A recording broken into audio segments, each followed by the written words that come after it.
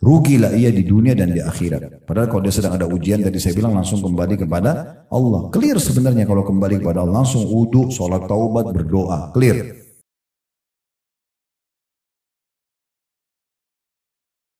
Assalamualaikum warahmatullahi wabarakatuh. Alhamdulillah. Wassalatu wassalamu ala rasulillah. Segala puji dan puja kehadirat Allah subhanahu wa ta'ala, juga salawat dan taslim kepada Nabi besar Muhammad sallallahu alaihi wa ala alihi wa sahbihi wasallam. Kita coba lebih perdalam pemahaman tentang masalah doa ibadah. Yang pertama, Bapak Ibu sekalian, kalau Bapak Ibu berdoa diniatkan untuk Allah, dianggap ibadah. Contoh misalnya ada orang berdoa bukan karena ibadah, dia berdoa karena terpaksa, takut sama orang, atau dia berdoa tapi ragu-ragu, benar nggak sih doa ini bisa memberikan solusi? Ini tidak dianggap ibadah. Ya, kapan dia dianggap ibadah? Kalau seandainya kita betul-betul niat untuk menjadikannya pendekatan diri kepada Allah. Saya kasih ingat lagi contoh, pernah saya sebut pada pertemuan yang lalu.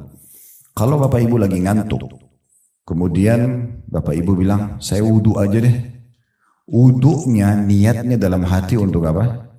Hilangin ngantuk. Wudhu itu nggak boleh dipakai sholat. Wudhu itu nggak boleh dipakai sholat. Karena kenapa? Bapak Ibu bukan niat untuk ibadah. Wudhunya hanya untuk hilangin ngantuk. Kan gitu. Ini contohnya. Nah, sama dengan sholat, sama dengan haji, sama dengan umroh, sama dengan apa saja. Kapan kita niatnya bukan pendekatan diri kepada Allah, berarti tidak dianggap ibadah. Ibu pergi haji dan umroh, mau jalan-jalan niatnya. Ya sudah, dapat jalan-jalannya tapi nggak dapat ibadahnya. Makanya itu list belanjaan kalau mau haji sama umroh nanti aja. Nanti tiba di sana baru berpikir mau beli apa. Jangan dari sini sudah niat dari awal menggebu-gebu. Saya mau datang di mall ini, saya mau beli baju itu, saya mau beli itu. Niatnya nanti bukan karena ibadah. Akhirnya tawafnya buru-buru, sa'inya buru-buru. Yang penting selesai walaupun capek pergi mall duluan. Nah, itu contohnya. Mau pergi Mekah karena taunya ini ada makanan enak di sana. Nah, ada restoran saya mau datangi. Itu tujuannya restoran. Itu harus cuma samping saja, ke samping. Kalau ada kesempatan, bukan tujuan utama. Nah, seperti itulah ya. Jadi memang diarahkan niatnya itu karena Allah Subhanahu wa taala. Baru dia bisa bernilai ibadah. Ini hati-hati sekali ya. Ada hal-hal bahkan Bapak Ibu sekalian yang mubah. Mandi, makan, minum, olahraga itu kan mubah. Tahu mubah ya? Dikerjakan tidak berpahala, ditinggalkan tidak berdosa. Tetapi dia kalau diniatkan ibadah, misal contoh ada hadis Nabi SAW kepada Abu Darda radhiyallahu anhu, ingatlah wahai Abu Darda, jasadmu punya hak, Tuhanmu punya hak, keluargamu punya hak, jasadmu pun punya hak. Kalau ibu dan bapak sekalian makan, minum bukan hanya sekedar menghilangkan lapar, niatnya memang untuk memberikan hak badan. Berubah dia. Dari niat mubah, dari hukum mubah menjadi hukum sunnah. Jadi ibadah. Ya. Jadi daripada ibu dan bapak sekalian misalnya lagi lapar, lapar nih. Niatnya makan untuk hanya hilangin lapar, itu mubah. Tapi kalau niatnya untuk memberikan hak jasad, ibadah. Ya. Makan, minum, tidur, olahraga, mandi. Kalau hanya sekedar saya mau olahraga biar saya sehat, ya ini jadi mubah. Saya mau olahraga supaya saya berikan hak jasad saya. Allah kan amanahkan jasad ini. Saya olahraga untuk ya supaya menjaga amanah ini. Orang jenazah aja dimandikan, Bapak Ibu sekalian. Dimandikan, dibersihkan badannya, apalagi kita masih hidup, kan gitu. Nah, sama dengan kasus mandi, bukan hanya karena sekedar gerah. Ya. Begitu juga olahraga, begitu juga mandi, begitu tidur dan segala macam hal mubah. Nah, ini contoh saja bagaimana kita memahami kapan dia beribadah, jadi ibadah, kapan tidak. Ya, karena begitu. Ibu bersedekah, bapak ibu bersedekah, tapi karena nggak enak aja, karena orang itu desak terus, kasih, bukan ibadah. Kalau ibadah itu memang kita kasih, didesak atau tidak, diminta atau tidak, kita akan kasih. Karena kita ingin cari pahala, nah itu beda. Ya, semua segala sesuatu yang dikerjakan kalau karena ibadah, itu kita akan sangat ringan mengerjakannya.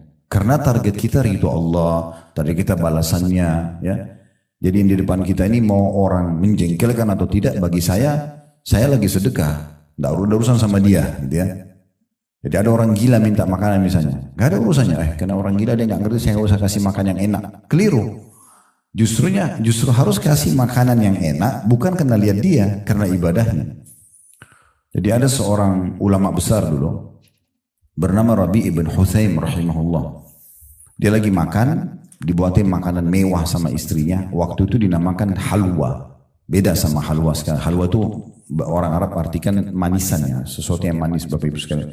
Nah tapi Rabi ibn Huthaim ini di masa itu atau istrinya buatin dia makanan halwa karena dia nggak rewel, dia nggak pernah minta macam-macam gitu. Istrinya juga nggak enak, istrinya masakin yang enak. Itu bumbu-bumbunya mahal, buatnya lama, hampir suruh adonan kacang, segala jenis kacang-kacangan waktu itu, madu, segala macam diaduk jadi satu dan lama sekali buatnya. Dia lagi duduk, istrinya suruh anaknya keluarin makan halwa itu. Makanan yang mewah itu. Biasanya waktu itu dimakan sama para pembesar-pembesar negara lah gitu ya. Nah, kebetulan dia punya 2 orang murid lagi duduk sama dia ngobrol nanya-nanya masalah hukum. Begitu dihidangkan, halwa itu sudah dipotong-potong. Dia mau jamah, tiba-tiba ada yang ketuk pintu rumahnya. Maka Rabi ibn Huthaim rahimahullah tunjuk anaknya, suruh buka, coba buka pintu. Lihat siapa yang di depan situ. Begitu dibuka, ternyata orang gila. Bajunya berantakan, kotor, tidak pakai sendal. Maaf, dalam kisah ini bahkan diceritakan pemandangan yang kurang baik lah ya. Terus dia minta makanan, kasih isyarat tangan. Uniknya Rabi ibn Huthaim suruh ambil makanan itu, halwa itu dikasih ke orang gila itu. Maka anaknya ambil dengan tujuan membawa piring itu. Tadinya dia mau kasih 1 potong karena makanannya cukup besar. Kasih potongan, kasih ke orang gila itu. Nanti sisanya dibawa lagi ke ayahnya. Tapi subhanallah orang gila juga tahu makanan enak bu. Ya. Jadi pada saat dia lihat makanan itu diambil semua. Sama nampan-nampannya diambil dimakan sampai habis. Setelah habis, orang gila ini namanya orang gila. Dia nggak ngerti terima kasih atau apa. Makanan itu dibuang. Piring itu dibuang saja. Anaknya Rabi ibn Huthaim ini ambil piring itu, dia masuk ke dalam sambil dia jengkel. Manusiawi ini orang udah dikasih makan, tadinya mau dikasih 1 potong malah dihabisin semua. Terus piringnya dibuang lagi. Lalu anaknya ini datang kepada ayahnya Rabi ibn Huthaim lalu berkata, wahai ayahku, semoga Allah selalu jaga anda. Tadi itu kan yang minta orang gila. Dia tidak tahu nilainya makanan itu. Ini perkataan anaknya. Dia tidak tahu nilainya makanan itu. Kalau tadi anda suruh saya masuk ke dapur ambil makanan apa saja kan pasti dia mau. Roti kah, keju kah, apa. Pasti dia makan. Dia tidak tahu nilainya makanan itu. Kenapa harus halwa yang ibuku buatkan khusus buat anda? Ini anaknya butuh jawaban. Maka Rabi ibn Huthaim rahimahullah ini kalau Bapak Ibu baca tentang riwayat tentang beliau ini di waktu itu ya. Di kalangan para tabi'in dipanggil sebagai alimnya ulama. Jadi orang kalau sudah mulai rasa lemah imannya di Irak itu datanya ke Rabi ibn Huthaim ini. Karena bicaranya surga, neraka, kuburan, kematian gitu-gitu terus. Ya orang kalau datang itu dinasihatin terus tentang masalah akhirat. Sehingga mereka ternetralisir imannya itu. Intinya dia mengatakan begini, wahai anakku, kalau seandainya tadi orang gila itu tidak tahu nilainya makanan yang kita kasih, Allah tahu nilainya. Lalu dia membaca firman Allah SWT, lan tanalu birra hatta tunfiqu mimma tuhibbun. Kalian tidak akan mendapatkan maksimal balasan pahala dari Allah sampai kalian menginfakkan apa yang paling kalian cintai. Nah, Rabi ibn Huthaim sini memberikan pelajaran kepada kita. Beliau tidak melihat lagi siapa yang terima, tapi bagaimana saya memberikan untuk Allah. Kisah yang lain adalah Sa'id bin Musayyib rahimahullah, juga Abdullah bin Mubarak dan banyak ulama-ulama tabi'in yang lain. Mereka itu hampir setiap hari tidak nunggu orang yang datang minta bu, Bapak sekalian. Mereka ingin meraih pahala terbesar dalam sedekah. Apa itu? Jemput bola. Kita yang merasa butuh dengan sedekah itu. Kalau Bapak Ibu niatkan ibadah, kita akan terus mengejarnya. Sholat itu kita nggak mau ketinggalan, kita haji umroh nggak mau ketinggalan, apa saja nggak mau ketinggalan. Kita mau selalu yang pertama mengerjakan karena kita ingin mengejar keutamaannya. Nah seperti itulah ya. Maka ini juga jadi poin penting. Mereka selalu membungkus setiap hari harta mereka, lalu mereka keluar mencari orang-orang yang mau menerima sedekah. Jadi dia merasa dia lebih perlu kepada orang miskin daripada orang miskin perlu kepada dia. Perhatikan bedanya. Kalau kita nggak niat ibadah, kita merasa siapa sih orang ini minta-minta terus?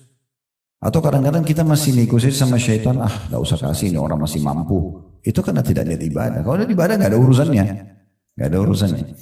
Maka setelah mereka memberikan sedekah mereka dengan cara mengantarnya, kalau kita sekarang ke yayasan sosial, ke rumah-rumah orang miskin, kita yang dirasa perlu, karena mau ngejar keutamaannya, maka dia setelah memberi, mereka setelah memberi, mereka tersenyum lebar sambil mengatakan kepada murid-muridnya, lihatlah orang-orang ini membawa pahala-pahala, membawa aset-aset sedekah kami, ketimbangan amal kami tanpa diupah sedikit pun. Fahami maksudnya ya? Jadi mereka ini sudah berpikir, persepsinya kalau ibadah itu, ini sekarang sedekah yang saya kasih, mungkin uang 1 juta rupiah yang kita kasih, secara hitung-hitungan ada 1 juta rupiah diambil sama dia. Lalu dipakailah untuk kebutuhannya, untuk anaknya, untuk dia segala macam. Tapi nilai 1 juta itu dibawa ke timbangan amal. Dan harus melalui mereka ini. Kan kita sedekah dulu baru bisa sampai ke timbangan amal kan. Orang kalau niatnya ibadah begitu. Dia berpikir, saya bagaimana sampaikan pahala saya sana. Nggak penting siapa yang terima. Akhirnya mereka mengejar itu. Nah itu makna ibadah gitu ya. Orang kalau sudah paham ibadah ini beda sekali pemikirannya. Karena dia merasa perlu dengan ibadah itu. Kenapa kita sekarang masih malas sholat malam, masih malas sholat duha, masih malas ini tunda-tunda baca Quran. Karena kita nggak anggap itu ibadah. Kita nggak anggap ini ada yang kita bisa dapatkan nih. Kalau ini ibadah nggak mungkin. Baca keutamaannya, oh ternyata ini besar, kita akan berlumba-lumba untuk mengejar dari ibadah ke ibadah yang lainnya. Nah itu makna ibadah lebih dalam seperti itu. Ya. Makanya didefinisikan oleh sebagian ulama, ibadah itu adalah semua perkataan, perbuatan, bisa ditambahkan juga niat dan fikiran. Ya. Yang diperintahkan dan dicintai oleh Allah. Semua perkataan, perbuatan, ya, niat dalam hati dan fikiran yang diperintahkan dan disukai oleh Allah. Kita bisa lakukan ibadah itu tentunya. Ya, seperti itulah. Asy-Syu'bi berkata rahimahullah, seorang ulama yang lain, siapa yang menganggap bahwasanya siapa yang tidak menganggap bahwasanya dia lebih perlu dengan sedekah yang dia keluarkan daripada orang miskin yang menerimanya, sungguh dia telah menghantamkan sedekah itu ke wajahnya sendiri. Ya, siapa yang tidak menganggap dia lebih perlu dengan sedekah itu yang diberikan ke fakir miskin, dia balik tuh, seakan-akan orang miskin yang butuh sama dia. Dan kali ini siapa yang menganggap dia tidak perlu, lebih perlu terhadap sedekah itu daripada orang yang menerimanya, maka dia seperti sedang menghancurkan amalnya, dia sedang menghantam amal itu, sedekah itu ke wajahnya sendiri. Jadi pekah sekali. Antara itu ibadah dengan bukan ibadah itu hanya sedikit sekali perbedaannya. Karena itu ini penting sekali untuk digarisbawahi. Ya. Jadi kalau Bapak Ibu doa karena terpaksa, karena tidak enak, karena mau dilihat orang, karena mau dipuji orang, selesai urusannya, nggak ada pahalanya. Itu mimpi aja. Ya, betul-betul ada orang, tidak ada orang, kita merasa perlu dan butuh. Nah gitu. Dan butuhnya kepada Allah, itu baru ibadah. Ya. Jadi baca Quran, sholat, segala macam, kejar keutamaannya. Kejar ibadahnya yang dijanjikan kepada kita gitu. Nah itu yang dimaksud di sini. Doa ibadah, saya kembali ke halaman 7 paragraf pertama, yaitu memohon pahala dengan beramal saleh. Niatkan ibadah, baru bisa. Ya. Sama ibu dan bapak sekalian kalau mau kasih makanan orang, beda ya. Orang niat hanya daripada makanan dibuang, dengan orang niat ibadah beda itu. Kalau ibu dan bapak niat untuk kasih orang, ibu bapak tidak akan kasih makanan bekas ke orang. Tapi kalau daripada makanan dibuang, malaikat catat ini sedekah daripada. Nah ya. Daripada saja, terpaksa, daripada rusak. Karena itu beda. Dengan orang niat ibadah, kan beda. Ibu kasih dan bapak kasih makanan bekas, sama kasih makanan baru, sama gak pahalanya? Gak mungkin, pasti beda. Ibu kasih baju bekas, mukena bekas sama baju baru, sama gak pahalanya? Beda. Nah bagaimana kita termotivasi mau selalu kasih yang baru, itu karena kita niatkan ibadah, baru bisa. Coba belajar sekarang, bersedekah sejumlah yang kita pakai. Sesekali itu ya. Contoh misalnya gini, kita lagi masuk ke satu restoran nih, makan makanan enak banget, 100.000 misalnya satu porsi. Contoh saja, nasi padang beli 100.000, misalnya 150.000 lah. Coba beli yang porsi sama kasih tukang parkir, pernah nggak? Nah, alhamdulillah kalau pernah, gitu kan? Atau beli baju, oke lah kita next levelnya. Kalau beli baju satu yang bagus, pernah nggak beli baju yang sama kasih orang lain? Nah masa paling cari yang lebih murah, mana yang lagi promo untuk dikasih. Oke, Contoh yang lain. Kalau misalnya Bapak Ibu diundang, langsung aja deh level tinggi. Istana Merdeka, Presiden undang Bapak Ibu. Terus pesan buah.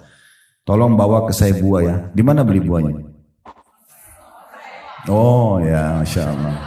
Terus kalau ada yang grade 1 harga 300.000 anggur sama grade 2 200.000 yang mana? Benar ya? Habis itu apa? Pakai kresek? Apa? Sekarang jawab jujur. Kalau orang tua Bapak Ibu yang pesan, beli di mana? Sama, pakai keranjang juga. Masalahnya itu. Kenapa presiden lebih mulia daripada Bapak Ibunya? Yang disuruh bakti nomor 1 ke siapa?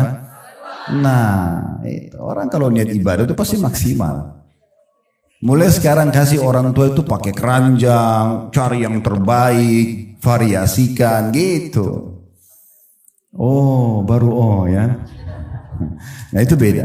Itu contohnya. Jadi ini dikatakan oleh satu orang ulama lain, namanya Urwah bin Zubair rahimahullah. Ini ulama tabi'in luar biasa. Dia bilang, janganlah seseorang di antara kalian bersedekah, dia keluarkan di jalan Allah apa yang dia malu kasih kepada pemimpin satu kaum. Paham gak? Saya ulangi lagi, dia bilang, janganlah seseorang dari kalian bersedekah, umum saja kepada orang miskin, kepada keluarga, kepada orang tua. Jangan kasih mereka apa yang kalau kita kasih ke pemimpin satu kaum, kayak raja atau presiden, kita malu kasih dia. Harusnya sama semua, karena niatnya karena ibadah. Ini masalahnya. Orang kalau niat ibadah itu beda. Pasti dia akan kasih yang terbaik, karena bagi dia targetnya bukan penerima, tapi bagaimana dia maksimal dapat pahalanya. Kalau kita kasih pemimpin kaum nasinya mewah banget, tumpeng dan segala macam, kasih orang miskin nasi sama tempe, ini sama-sama sedekah. Tapi ini pahalanya besar, ini pahalanya kecil nanti. Padahal sebenarnya kita mampu memberikan yang terbaik. Yang orang-orang mampu itu sudah biasa makan mewah. Kalau Bapak Ibu mau pahalanya besar, kasih orang miskin tuh makanan mewah, karena mereka belum pernah makan itu. Kasih baju yang bagus, gitu kan? Kasih mukena yang bagus, kasih apa segala macam yang bagus. Nah gitu. Ya, kadang-kadang begitu soalnya ada orang-orang dia menganggap remeh tentang masalah ini, padahal sebenarnya target utamanya ibadah, berarti bagaimana maksimal dapat pahalanya di sisi Allah. Tidak penting siapa yang menerima. Nah seperti itulah. Itu di potongan pertama itu. Jadi memohon pahala dengan beramal soleh.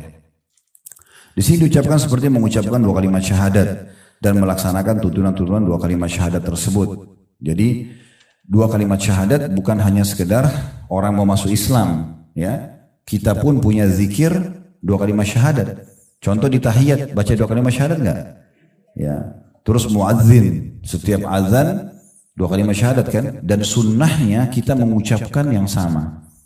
Kata Nabi SAW, siapa yang mendengarkan muadzin mengucapkan azan, sebagian asar menyebutkan, sebagian ulama mengatakan pada saat dia ucapkan syahadatnya, asyhadu an la ilaha illallah, asyhadu anna muhammadar rasulullah. Lalu dia mengatakan, wa ana ashhadu an la ilaha illallah wahdahu la syarikalah wa asyhadu anna muhammadan abduhu wa rasuluh. Dia bilang, saya juga bersaksi sebagaimana muadzin bersaksi tidak ada Tuhan yang berhak disembah kecuali Allah dan Muhammad benar-benar utusannya. Lalu ditambah, raditu billahi robba, aku ridho Allah sebagai Tuhan, wa bi Muhammadir rasulah, dan Muhammad SAW adalah utusan Allah, wa bil Islam, dan agama Islam sebagai agama, maka akan diampuni dosa-dosanya yang telah lalu.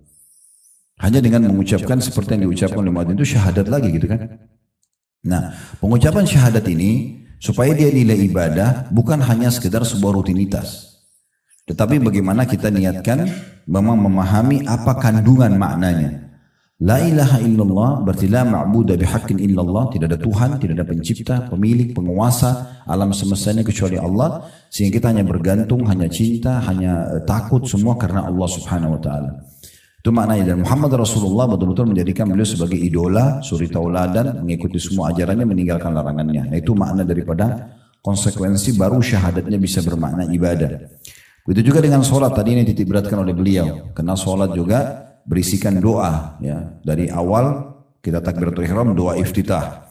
Ada 2 ruku, ada 2 i'tidal, ada 2 sujud. 2 di antara 2 sujud sampai tahiyat. Ya. Semuanya juga begitu. Kalau diniatkan memang karena Allah Subhanahu wa taala, kita tidak akan terganggu dengan gangguan apapun. Disebutkan para sahabat, para tabi'in, Bapak Ibu sekalian, itu kalau mereka sholat, digambarkan ya, umumnya mereka hampir sama, kalian sudah paham. maka mereka tegak seperti kokohnya pohon kurma. Bahkan seseorang di antara mereka disengat ya, oleh lebah di dahinya sampai berdarah tapi tidak bergerak. Ya. Ada di antara mereka sahabat Nabi lagi jaga malam hari. Nabi SAW dan para sahabat lagi istirahat, maka mereka ditugaskan jaga malam. Itu dipanah oleh musuh, kena sampai 3-4 anak panah. Ini kalau kita bayangin jarum di kita sudah sakit kita. Ini anak panah, dia nggak berhenti sholatnya. Sampai betul-betul dia takut anak panah selanjutnya dilempar lalu dia mati, maka dia menyegerakan sholatnya dan dia mengatakan, dia bangunkan temannya, bangunlah sebab ada satu musuh yang akan menyerang kita. Waktu dilihat berdarah semua, temannya bilang, kenapa kau nggak bangunkan dari awal? Dia bilang, kalau saya bukan khawatir akan mati karena panah selanjutnya, maka saya akan terus melanjutkan menyelesaikan surah Al-Kahfi yang sedang saya baca. Jadi saking sholat itu betul-betul hubungan dia sama Allah dan dia yakin Allah sedang melihat dia sedang komunikasi sama Tuhan yang nggak terganggu dengan apapun. Ya, itu kalau niatnya ibadah, kan gitu. Kalau tidak asal jadi saja gerakannya, yang penting sudah sholat betul sudah. Ya, mungkin cuma 1,5 menit tadi sudah selesai, kan? Cepat sekali karena tujuannya yang penting store tugas, yang itu. Jadi beda ya. Harus difahami Bapak Ibu sekalian, poin penting juga, ibadah itu kita yang perlu, Allah nggak perlu. Kalau kita pikir sholat itu Allah yang perlu, begitulah kita seperti stor kewajiban saja. Tapi kalau kita tahu kita yang perlu, itu adalah komunikasi kita sama Allah, maka kita akan terus dengan tenang, dengan kita nikmati bacaannya, gerakannya, itu akan beda sekali. Nah seperti itu memahaminya. Begitu juga dengan puasa. Bukan hanya tahan lapar dan haus, disitu kan disebutkan setelah sholat ada puasa.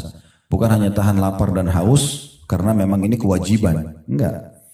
Karena memang ini adalah pendekatan diri kepada Allah subhanahu wa ta'ala.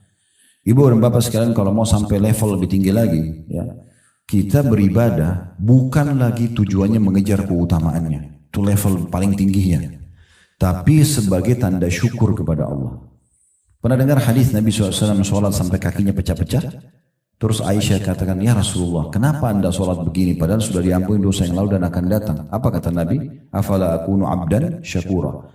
Bukankah aku pantas menjadi seorang hamba yang bersyukur? Kenapa Nabi bukan bilang, saya supaya dapat keutamaan sholat malam dong? Saya supaya masuk surga. Kenapa Nabi gak bilang itu? Karena bukan itu lagi level Nabi. Levelnya Nabi, saya ibadah ini karena saya sudah syukur kepada Allah. Allah kasih saya hidup, Allah kasih saya makanan, sudah syukur. Jadi semua ibadah itu kalau mau level tertingginya kita kerjakan bukan lagi cuma mengejar keutamaan, tapi karena itu betul-betul rasa syukur kita kepada Allah. Nah di situ puncaknya itu. Sehingga kita bersedekah, kita sholat, kita puasa maksimal, kita betul-betul enjoy, menikmati itu. Kata Abu Darda radhiyallahu anhu, kalau bukan karena menahan nikmatnya dahaga di saat puasa, saya tidak berharap hidup sesaat pun. Mereka nikmati tuh hausnya puasa itu.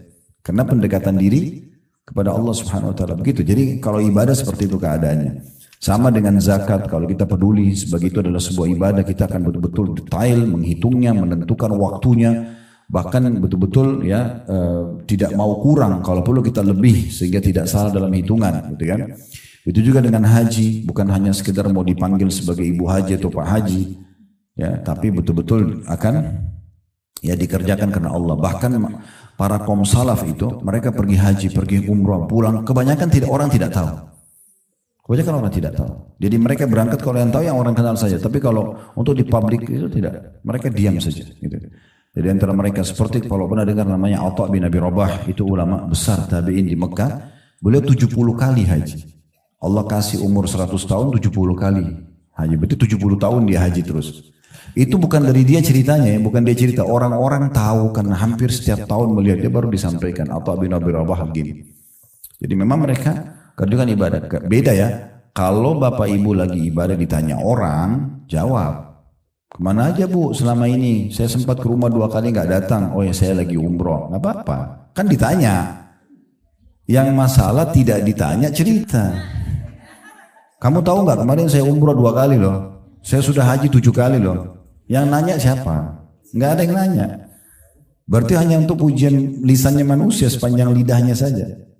Itu pujian orang, kerupuk masih lebih enak. Ya.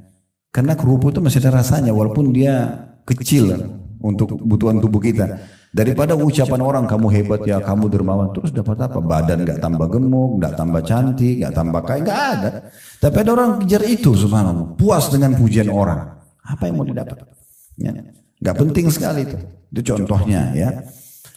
Jadi bukan berarti kita tidak boleh menyampaikan pada orang. Kalau ditanya, sampaikan.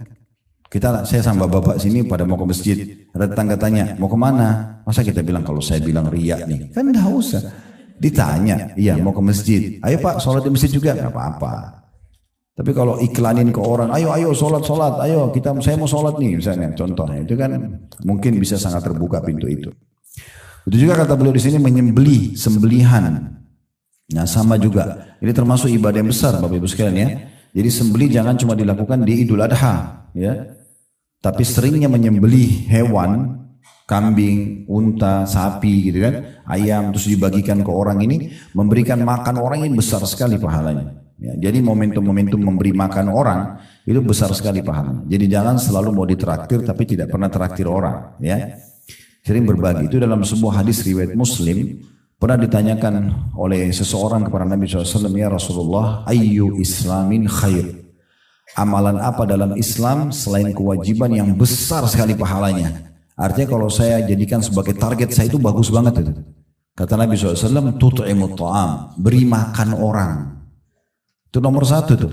Baru tusallimu ala man ta'rif wa man lam ta'rif. Lalu kau ucapkan salam kepada orang yang kau kenal dengan tidak kenal. Ini dua sunnah. Jarang sekali kita hidupkan itu ya. Ya mungkin kalau kita lagi pengajian begini ada makanan, itu umum orang kasih makan ya. Kemudian kalau ada acara kita undang orang keluarga di rumah, iya. Tapi pernah nggak kita buatin program setiap hari saya akan keluarkan sekian porsi sedekah. Nah gitu. Jadi memang itu dijadikan sebagai program rutin keluar gitu ya.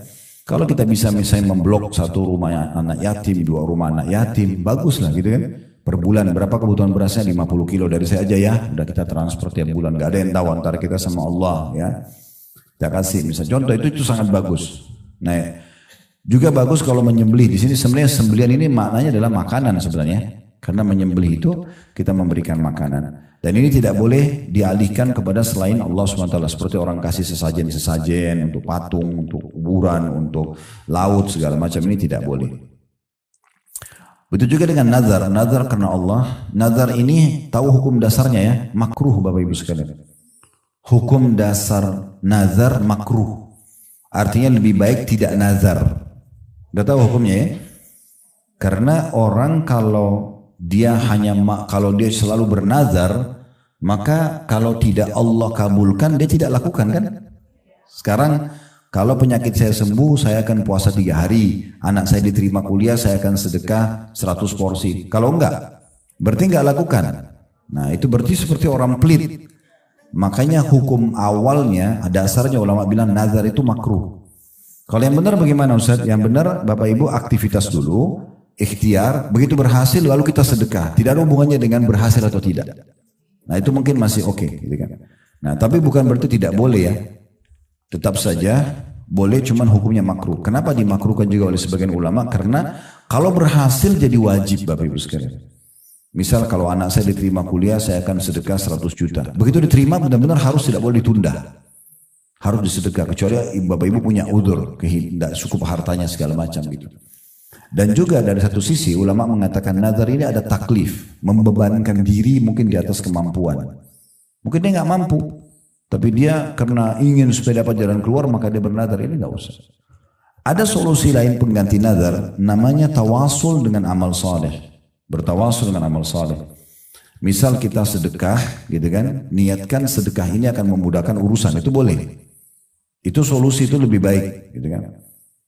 Jadi kita justru bersedekah dulu, ibadah dulu, baru kita minta diberikan jalan keluar sama Allah. Kalau nazar kan tidak, kita minta dikabulkan dulu, baru kita keluarkan, beda.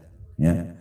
Kalau tawasul dengan amal saleh, menjadikan amal saleh sebagai perantara antara kita sama Allah, itu kita sedekah dulu, kita ibadah dulu, niatkan untuk jalan keluar, itu bisa. Kalau nazar tidak, minta dulu Allah kasih, kalau enggak saya enggak mau lakukan. Nah seakan-akan begitu. Nah tapi kalau Bapak Ibu sudah nazar dan ternyata dikabulkan oleh Allah, wajib nggak boleh ditunda, ya nggak boleh ditunda. Apakah itu harta, apakah itu puasa. Jadi begitu selesai urusannya nggak boleh kita bilang sudah saya bulan depan aja puasa, nggak bisa, harus pada saat itu. karena sudah dikabulkan sama Allah. Contoh. Nah ini nazar juga tetap walaupun dia hukumnya makruh, Bapak Ibu sekalian tetap harus untuk Allah. Kalau orang nazar misalnya mau minta pada kuburan atau mau ke dukun, ini nazar batal semua. Nggak boleh karena bukan untuk Allah Subhanahu wa taala. Lalu dikatakan selanjutnya, di antara ibadah yang disebut di sini adalah yang tergolong doa dengan perkataan dan perbuatan seperti sholat. Barang siapa yang telah melaksanakan ibadah ini dan ibadah lainnya, maka berarti ia telah berdoa kepada Allah Subhanahu wa taala dan memohon ampunan kepadanya. Baik, ini kurang lebih gambaran tentang masalah paragraf pertama dan kedua dari maaf ini masih paragraf pertama ya, dari potongan pertama ya, doa ibadah. Kemudian yang paragraf keduanya yaitu masalah penyebutan tentang dua ayat ya. Dua ayat ini kita juga fokus dulu menjelaskannya. Yang pertama surah Ghafir, ini surah nomor 40 dalam Al-Quran atau surah Al-Mu'min nama lainnya, surah Mu'min ya. Ayat 60, ini ayat yang paling masyhur berhubungan dengan masalah Allah pasti menerima doa hambanya. Dan kita sudah sebutkan pada pertemuan yang lalu syarat-syarat diterimanya doa ya. Dan Tuhanmu berfirman, hai Muhammad, berdoalah kepadaku, niscaya aku akan perkenankan bagimu. Artinya dari potongan ayat ini kata ulama tidak ada doa yang tidak diterima. Cuma ada doa yang langsung diberikan pada saat itu, ada doa yang diberikan setelah beberapa waktu. Ya. Selama orang itu masih terus berusaha berdoa, maka akan diberikan oleh Allah Subhanahu wa taala. Dan dia tidak minta yang haram, dia tinggalkan makanan dan minuman dan pendapatan haram, maka dengan izin Allah akan diterima. Jadi tidak usah khawatir. Kita sudah singgung pada pertemuan yang lalu Bapak Ibu sekalian, kalau ada orang yang berdoa, ini Ibnu Qayyim mengatakannya, kalau ada orang anaknya sakit, sudah 10 tahun dia berdoa dan dia melihat anaknya belum sembuh, kemudian dia mengatakan Allah belum menerima doa saya, ini keliru. Kalau seandainya dia tidak berdoa selama 10 tahun mungkin anaknya sudah meninggal bahkan, atau lebih parah daripada itu. Cuma butuh volume yang lebih besar dari doa dia sehingga sesuai dengan kadar ujian yang diberikan pada anaknya. Sehingga dia berdoa saja. Dia berdoa terus.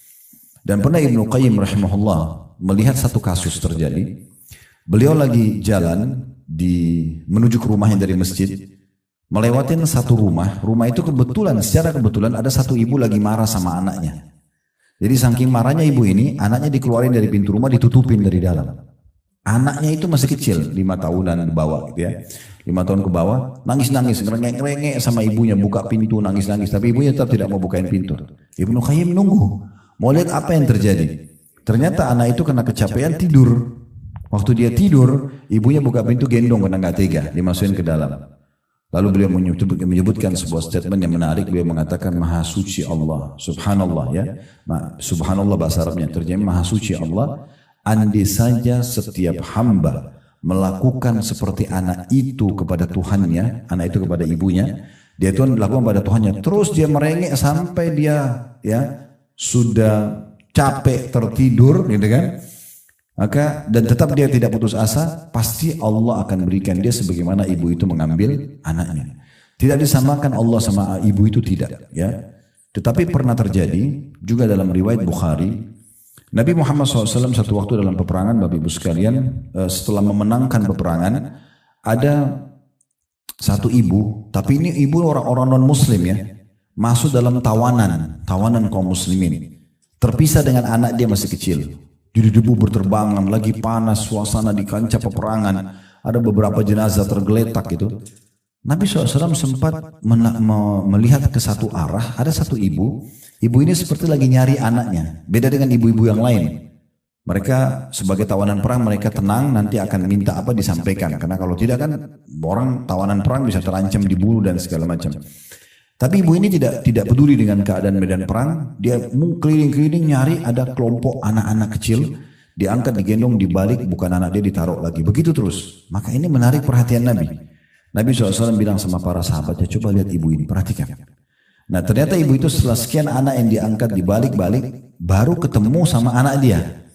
Begitu dia ketemu anaknya, dipeluk anaknya di medan perang, dia tidak peduli ini debu kah, panas kah. Seperti ibu baru dapat anaknya dan ini di medan perang, kemungkinan besar anaknya ikut mati. Gitu.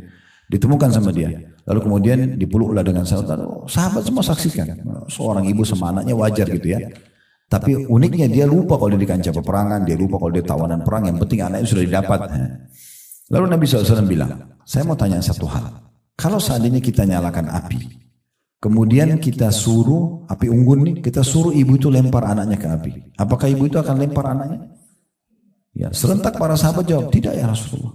Gak mungkin, apalagi setelah dia temukan hidup di medan perang gitu kan.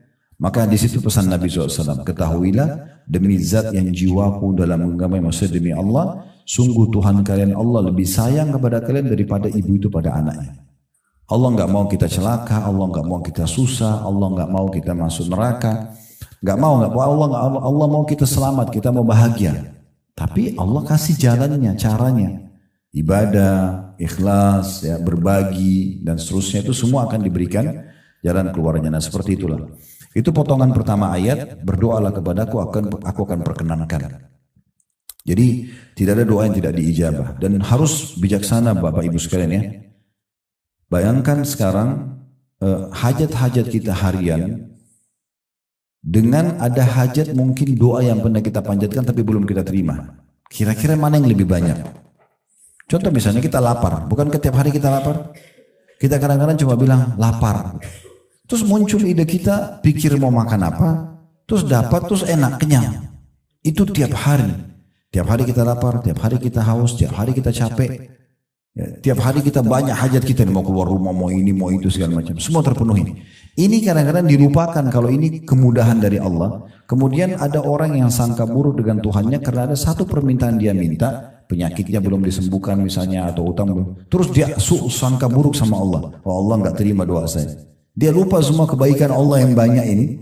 Lalu dia fokus kepada sesuatu. Padahal sebenarnya satu ini pun akan diijabah asal dia terus lanjutkan doanya. Mungkin sisa sehari 2 hari lagi. Kan gitu.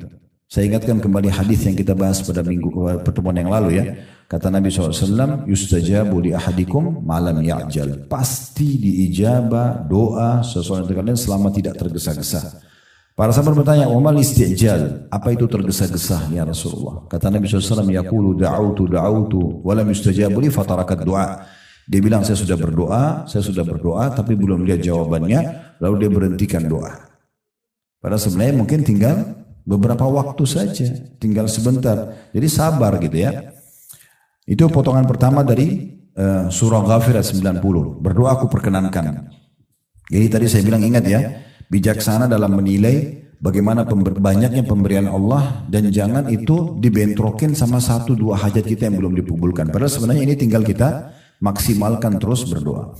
Potongan kedua, di situ adanya larangan dan ancaman neraka jahanam bagi orang yang tidak mau beribadah. Di sini sebagian ulama tafsir menerjemahkan sesungguhnya orang yang menyombongkan diri dari menyembahku itu kembali kepada potongan awal ayat. Kan Allah bilang berdoalah aku akan perkenankan. Berarti yang sedang Allah ancam neraka sini orang kalau tidak mau berdoa. Sombong dia. Gak butuh sama Allah gitu ya. Nah seperti itulah. Terakhir dalam potongan ini adalah firman Allah SWT Al-An'am 162-163 yang memang kita disuruh mengikhlaskan semua karena Allah Subhanahu Wa Taala. Kapan mau bernilai ibadah harus semua karena Allah. Sudah kita kasih contoh-contoh tadi di awal ya. Jadi kita tidak butuh pujian makhluk, kita nggak perlu tahu siapa yang menerima sedekah kita. Yang penting kitanya mengejar target yang sudah dijanjikan oleh Allah Subhanahu Wa Taala. Itu yang dimaksudkan dalam surah Al-An'am 162-163.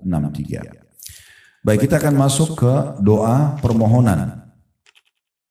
Ya. Tapi ini benar sudah mau 1:30. Saya jam 2 ada taklim lagi. Ya. Baik. Doa permohonan di halaman 9 ya, yaitu doa yang memohon sesuatu yang bermanfaat, yakni yang memberi manfaat bagi pemohon, atau yang menghindarkan dari bahaya, atau meminta hajat-hajat. Ya.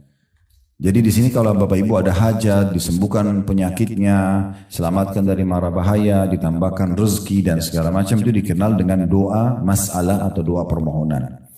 Dan doa permohonan dirincikan atau rinciannya sebagai berikut. Yang pertama, apabila permohonan ini terjadi dari seorang hamba kepada hamba yang lain, yang masih hidup, mampu dan ada di hadapannya, maka tidak termasuk kesyirikan seperti berilah saya air minum, atau wahai fulan berilah saya makanan, atau seumpamanya, atau seumpama itu, atau seperti itu ya.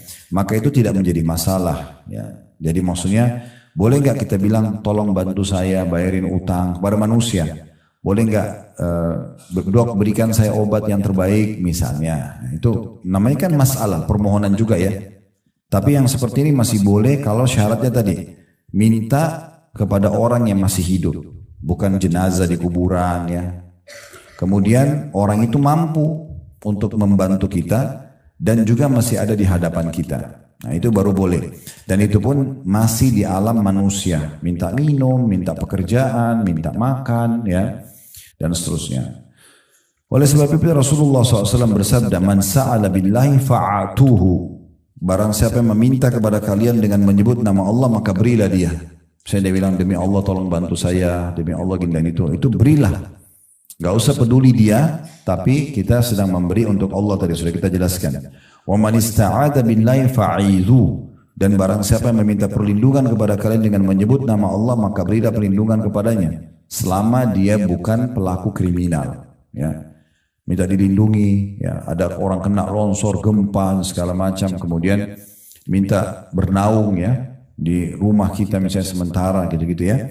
Atau ada orang keluarga datang dari luar kota, dia butuh transportasi, lalu kita memberikan kepada dia. Nah itu semua masuk dalam masalah ini. Kemudian yang ketiga, وَمَنْ دَعَاكُمْ فَأَجِيبُوا. Dan barang siapa yang mengundang kalian dalam kurung untuk menghadiri walimah dan lain-lainnya, maka penuhilah. Undangan hukumnya wajib untuk dijawab selama bukan maksiat kepada Allah dan selama ibu dan bapak mampu. Undangan perkawinan, undangan pengajian, undangan apa. Kalau kita nggak bisa dari awal bilang maaf saya belum bisa hadir, karena itu wajib. Nggak boleh ibu bercanda dan bapak sekalian atau iseng-iseng atau apalah cuma formalitas mengatakan misalnya ya saya akan datang, tapi sudah niat dalam hati nggak mau datang, itu nggak boleh ya. Kemudian selanjutnya waman sana'a ilaikum ma'rufan fakafi'u. Dan barang siapa yang berbuat baik pada kalian, maka hendaklah kalian balas. Tetangga kirim makanan, jangan piringnya kembali kosong ya. Jadi selalu bantu, apa yang orang kasih kita balas, minimal sama, bagusnya lebih baik.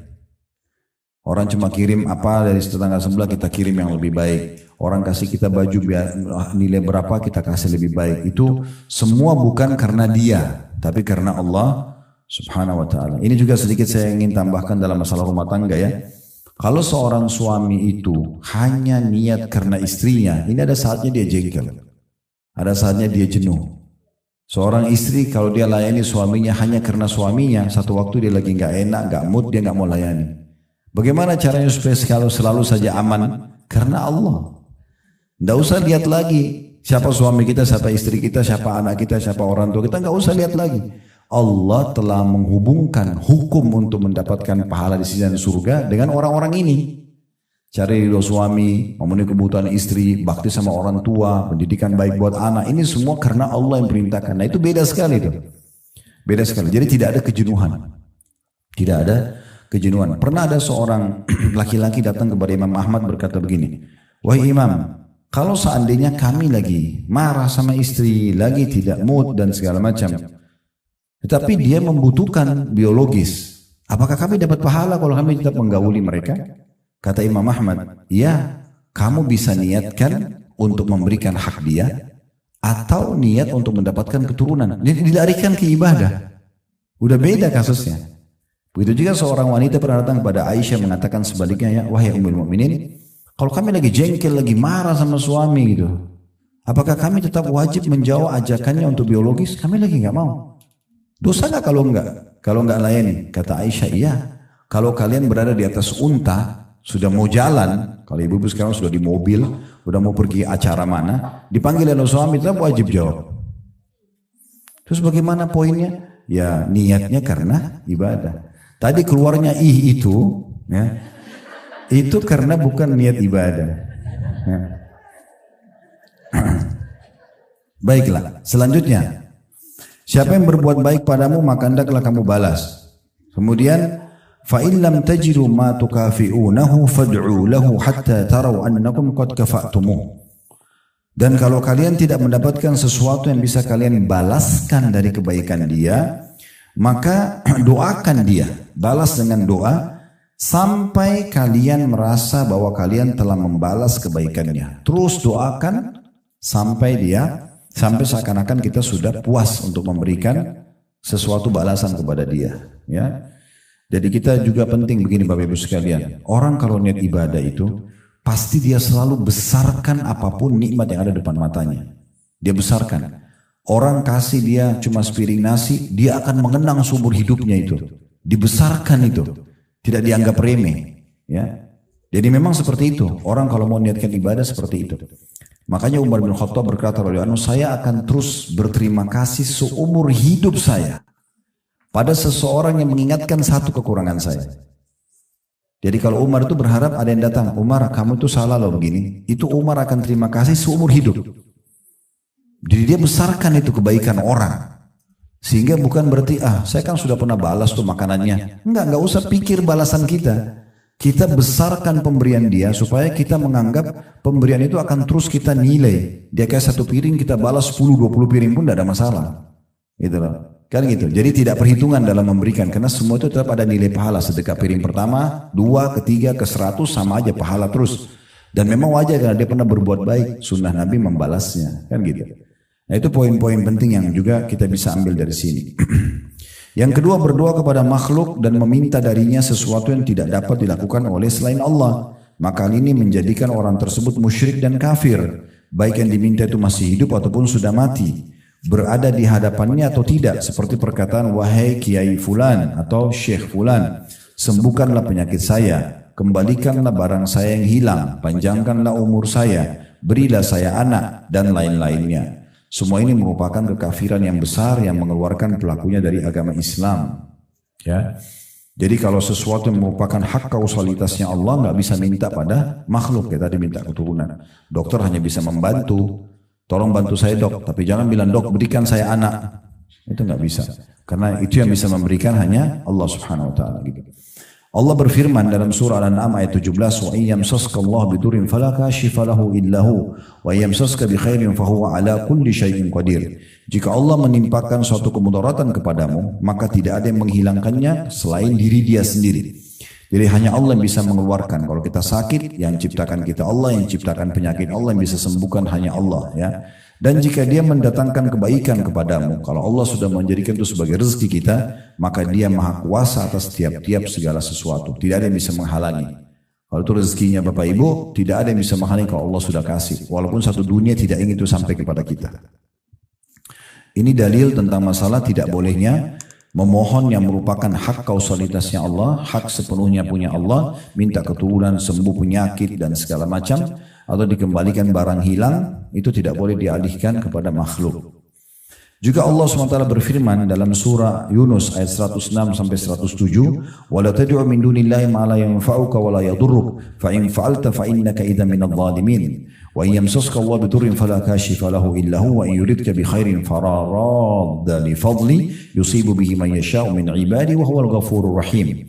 Dan janganlah kamu menyembah apa-apa yang tidak bermanfaat dan tidak pula memberikan mudarat kepadamu selain Allah. Seperti orang pakai jimat, minta-minta pada kuburan, ya, para peramal-peramal, itu semuanya, ya. Sebab jika kamu berbuat demikian, kamu minta-minta kepada selain Allah itu, maka sungguhnya kamu kalau begitu termasuk orang-orang yang zalim, maksudnya berdosa besar. Jika Allah menimpakan satu kemudaratan kepadamu, maka tidak ada yang dapat menghilangkannya kecuali Dia. Nah, di sini saya mau berbagi tipsnya. Kalau Bapak Ibu lagi ada ujian, maka jangan buru-buru menyalahkan yang kita anggap sebab, tapi langsung introspeksi diri dulu. Karena semua ujian kalau datang itu dalam bentuk teguran dari Allah. Apa saja. Maka yang pertama astagfirullah, lalu berdoa sama Allah, sholat taubat, minta ya Allah kalau permasalahan ini karena dosa hambamu maafkanlah. Selesai itu sebenarnya. Tapi kita masalahnya cari tahu di kalangan manusia ini siapa penyebabnya. Lalu kita ribut, kita bertengkar, kita ribut, tidak ada manfaatnya. Allah yang mendatangkan orang-orang ini sebagai penyebab untuk menjadi teguran buat kita. Kita harus lebih ke situ melihatnya. Karena di sini katakan jika Allah menimpakan suatu kemudaratan kepadamu, maka tidak ada yang dapat menghilangkannya kecuali Dia. Dan jika Dia menghendaki kebaikan bagi kamu, maka tak ada yang dapat menolak karunia-Nya. Tidak ada yang bisa menghalangi itu. Dialah yang memberikan kebaikan itu kepada siapa yang dikehendakinya di antara hamba-hambanya, dan Dia yang Maha Pengampun lagi Maha Penyayang. Jadi sekali lagi saya ingatkan, kalau kita sehat, kita lagi banyak nikmat, yang ciptakan kita Allah, yang ciptakan nikmat itu Allah, yang bisa pertahankan hanya Allah. Minta dan bersyukur padanya, selesai urusannya. Makhluk akan Allah datangkan untuk memenuhi kebutuhan kita. Kalau kita sedang sakit, lagi ada musibah, difitnah orang dan segala macam, harta kita diambil, yang ciptakan kita Allah, yang ciptakan ujian itu Allah, yang bisa memberikan jalan keluar hanya Allah. Maka langsung introspeksi diri, muhasabah, sholat, taubat, istighfar, selesai urusannya. Ya. Selanjutnya Allah SWT juga berfirman dalam surah Al-A'raf ayat 194 yang bunyinya innal ladzina tad'una min dunillahi ibadun amsalukum fad'uuhum falyastajibu lakum in kuntum shadiqin. Sesungguhnya berhala-berhala atau apapun yang kalian seru selain Allah itu adalah makhluk yang lemah yang serupa juga dengan kalian. Maka serulah berhala-berhala itu, lalu biarkanlah mereka memperkenankan permintaanmu jika memang orang-orang itu benar. Jadi maksudnya semua selain Allah makhluk. Kita sama malaikat sama, kita sama jin sama, kita sama matahari dan bintang-bintang sama, kita sama udara, sama air, semuanya sama. Ciptaan Allah, makhluk. Allah jadikan mereka fasilitas justru untuk mendekatkan diri kepada Allah. Ya, bukan kita minta-minta pada benda-benda ini. Kan gitu. Ini sayang sekali kalau orang tidak faham. Banyak orang di negeri kita ini dalam sholat mereka mengatakan iyyaka na'budu wa iyyaka nasta'in. Hanya kepadamu ya Allah kami menyembah. Hanya kepadamu kami minta tolong. Habis salam minta kuburan sebelah masjid. Tolong sembuhin saya, tolong mudahin urusan saya, tolong mudahin jodoh saya, tolong bukain rezeki saya. Lalu mana komitmen tadi iyyaka na'budu wa iyyaka nasta'in ini? Ya. Dan Nabi SAW ajarkan kepada kita doa yang luar biasa dalam meminta kepada Allah. Kata Nabi SAW, minta segala sesuatunya pada Tuhan kalian sampai tali sendal kalian. Tali sendal minta sama Allah. Ini saya singgung waktu di awal kita bahas buku ini ya. Banyak orang kadang-kadang mau berdoa tapi yang dianggap besar saja. Itu pun kalau sudah mentok di manusia nggak bisa baru minta sama Allah. Ini sakit nih, pergi dokter 1 nggak sembuh, 2 nggak sembuh, 3 nggak sembuh, 30 dokter nggak sembuh baru sholat tahajud. Baru umroh, minta doa di tawaf. Kenapa nggak dari awal sholat tahajud dan umroh? Baru nanti Allah mulain dokter dan resep yang cocok. Itu yang benar. Makanya nggak sembuh-sembuh. Masalahnya nggak selesai-selesai gitu kan. Karena dia nggak kembali kepada Tuhannya Allah. Yang lainnya semua makhluk penyebab saja gitu kan. Selanjutnya Allah juga berfirman dalam surah Al-A'raf 197, "Walladzina tad'una min duni la yastati'una nasrakum wala anfusahum yansurun." Dan berhala-berhala yang kamu seru selain Allah tidaklah sanggup menolongmu, bahkan tidak dapat menolong dirinya sendiri. Itu jimat-jimat, ya hati-hati ya. Saya pernah bahas masalah ini Bapak Ibu sekalian, waktu itu di Kemang ada satu pengajian, terus satu ibu keluar, dia liatin saya, "Ustaz, ini kalau seperti ini jimat bukan?" Rupanya dia keluarin kayak satu map kecil warna biru, dibuka dalamnya ada kertas fotokopian. Betul saya buka saya sudah tahu itu jimat. Karena bahasa Arab huruf hijaiyah dibolak-balik, gambar pedang, gambar bebek, gambar apalah. Tidak pernah Nabi ajarin ini. Ya gitu, ditulis macam-macam. Untuk apa ini Bu katanya? Itu dibayar loh, mau 5 juta atau berapa? Kertas fotokopi gitu kan. Kemudian dia bilang ini untuk supaya saya sama suami langgeng. Memang ada hubungannya sama kertas itu? Wah, ada hubungannya. Berdoa sama Allah dan di alam manusia Allah sudah kasih. Mau pasangan suka sederhana kok. Tatapan matanya syahdu, lisannya santun, tangannya ramah, baik, tulus. Selesai orang suka gitu. Tidak usah lintas alam bawa foto ke dukun, suruh jin yang datang. Untuk apa? Kesyirikan kepada Allah. Itu kan lintas alam, penjahat dimasukin ke rumah, gitu kan? Itu kan tidak perlu semuanya. Itu contoh-contoh dan banyak sekali masalah ini. Saya juga pernah itu hari di puncak mampir di satu restoran. Mampir tidak sekali sama teman saya gitu. Dia kebetulan kenal pemilik restoran cukup besar. Kemudian saya sholat di musolahnya karena masjid cukup jauh dan kami lagi musafir waktu itu. Terus sholat. Bagi sholat di musola ada satu bingkai, mungkin seperti lukisan di belakang kita ini, tapi ditutup kain hitam. Di depan mihrabnya gitu. Terus saya curiga, saya panggil, "Pak, ini apa ini Pak?" "Oh, ada orang di sini, orang pintar kasih." "Untuk apa?" "Untuk laris usaha," saya bilang gitu. Dia bilang, "Iya Ustaz." Coba buka Pak. Salah satu syaratnya nggak boleh buka kain hitamnya itu. Ya.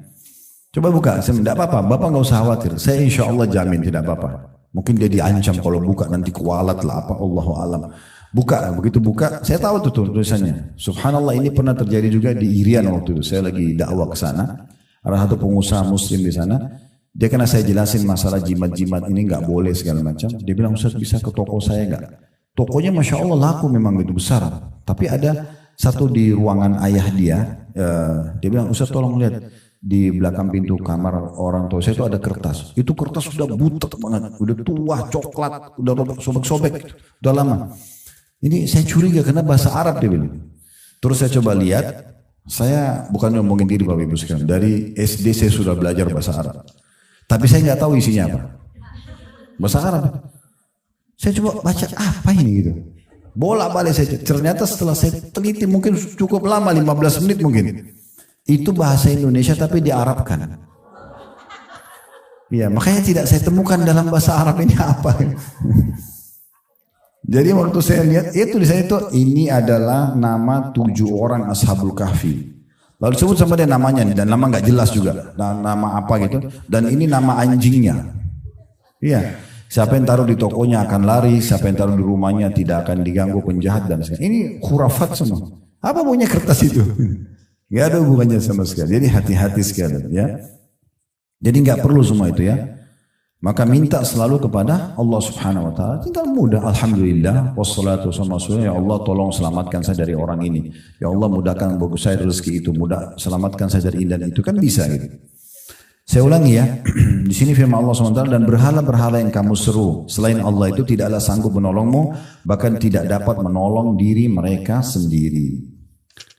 Selanjutnya firman Allah Subhanahu wa taala di dalam surah Al-Hajj ayat 11 sampai ayat 13 yang bunyinya wa minan nasi may ya'budullaha ala harf fa in asabahu khairun ma'anna bih wa in asabathu fitnatun qalaba ala wajhi khasira dunya wal akhirah dzalika huwal khusranul mubin yad'u min dunillahi ma la yadurru wa la yanfa'u ma la yanfa'u ذلك هو الضلال البعيد يدعو لمن ضر أقرب من نفعه لبئس المولى ولبئس العشير. Dan di antara manusia ada orang yang menyembah Allah dengan berada di tepi saja, maksudnya hanya asal-asalan ya.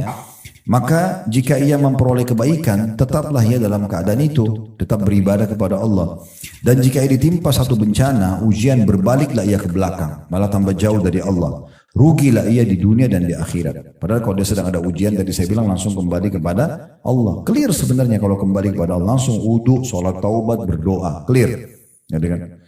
Rugilah orang itu kalau dia begitu dia ada di ujian, lalu dia malah kembali ke belakang, tidak menyembah Allah. Rugi dunia, rugi akhirat. Yang demikian itu adalah kerugian yang nyata. Ia menyeru selain Allah sesuatu yang tidak dapat memberi mudarat dan tidak pula memberi manfaat kepadanya. Yang demikian itu adalah kesesatan yang jauh. Ia menyeru sesuatu yang sebenarnya mudaratnya lebih dekat daripada manfaatnya. Sesungguhnya yang diserunya itu adalah sejahat-jahat penolong dan sejahat-jahat kawan. Maksudnya yang dia seru selain Allah Subhanahu wa taala. Ya. Ini berarti juga dalil menyebutkan tentang masalah tidak bolehnya syirik kepada